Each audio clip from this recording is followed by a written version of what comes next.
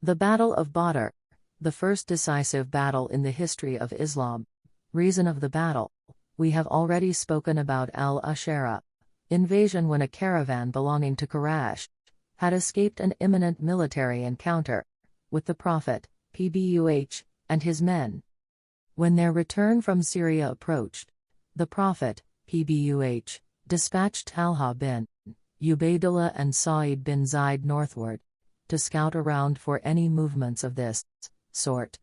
The two scouts stayed at Al-Hura for some days until Abu Sufyan, the leader of the caravan, passed by them. The two men hurried back to Medina and reported to the Prophet, PBUH, their findings.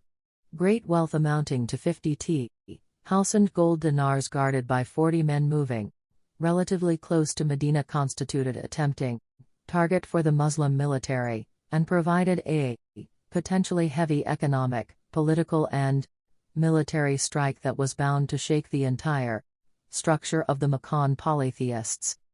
The Prophet, PBUH, immediately exhorted the Muslims to rush out and waylay the caravan to make up for their property and wealth they were forced to give up in Makkah. He did not give orders binding to everyone, but rather gave them full liberty to go out or stay back, thinking that it would be just an errand on a small scale. The Muslim army was made up of 300 to 317 men, 82 to 86 emigrants, 61 from AWS and 170 from Khazraj.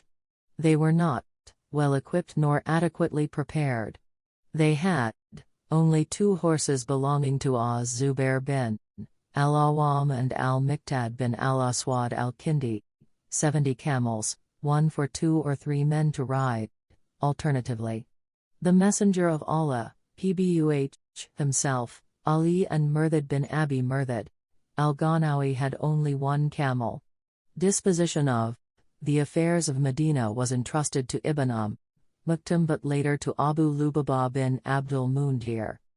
The general leadership was given to Musab bin Umair al-Qurayshi al-Abdari, and their standard was white in color.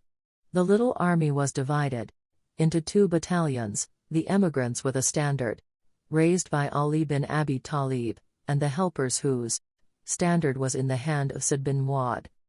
Az-Zubair bin al-Awwam was appointed to the leadership of the right flank, al-Miqdad bin Amr to lead the left flank, and the rear of the army was at the command of Qais bin Abi Sa'sa.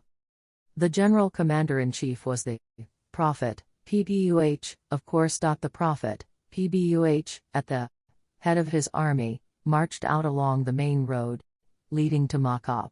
He then turned left towards Badr, and when he reached as-Safra, he dispatched 2 men to scout about for the camels of Quraysh.